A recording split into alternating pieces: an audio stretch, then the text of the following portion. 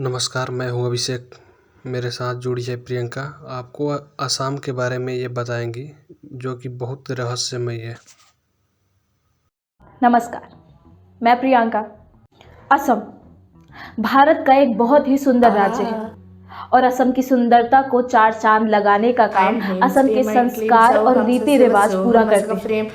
जहाँ एक और पूरा भारत अभी भी स्त्रियों और स्त्रियों की समस्याओं को लेकर मौन रहता है, वहीं भारत का ही एक हिस्सा असम स्त्रियों को देवी मानने के साथ साथ देवी की तरह व्यवहार भी करता है। अब असम में हर लड़की की 2 शादी क्यों और कैसे हो?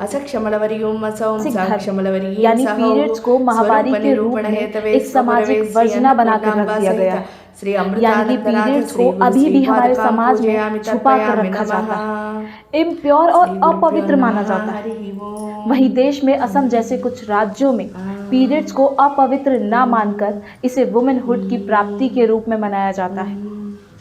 आमतौर पर भारत में जब किसी लड़की को पीरियड्स यानी कि मासिक धर्म आने की शुरुआत हो जाती है, तो इसके बारे में घर की औरतों के अलावा किसी भी अन्य पुरुष को इसकी जानकारी नहीं दी जाती है।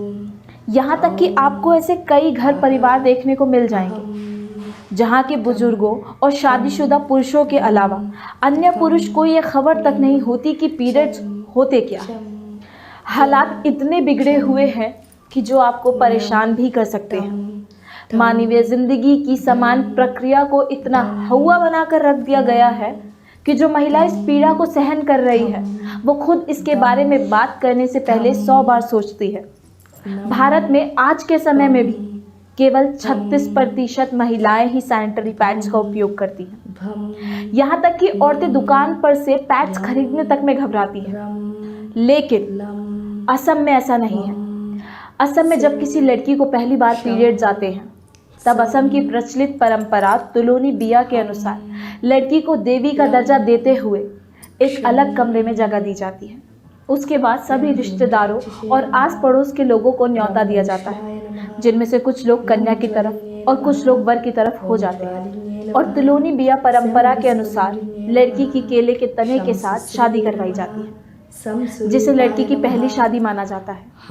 असमिया भाषा में इसे तुलोनी बिया कहते हैं और ये बिल्कुल विवाह कार्यक्रम जैसा होता है। सभी लोग खाते पीते हैं, खुशियां मनाते हैं और इसी तरह लड़की की मासिक धर्म यानी पीरियड्स के बारे में पूरे समाज को पता चल जाता है, जिसे असम में अपवित्र ना मानते हुए बहुत ही प्यार से स्वीकार कर लिया जाता है। तुलोनी बिया के बाद अगर किसी लड़के को वो लड़की पसंद आ जाती है या वो लड़की किसी लड़के को पसंद कर लेती है, तो उन्हें समाज द्वारा अपना लिया जाता है और समाज में उन्हें डराने, धमकाने, मारने, पीटने या गालियां देने के बजाय एक जोड़े की तरह देखा जाता है और सही समय देखकर दोनों की शादी भी करवा दी जाती है। इसी वजह से असम के इस समाज में लगभग 100 में से 90 शादियां प्रेम विवाह से होती हैं और इस तरह से असम में हर एक लड़की की 2 बार शादी होती है। असम के इस कल्चर के बारे में बताकर हम आप सभी को,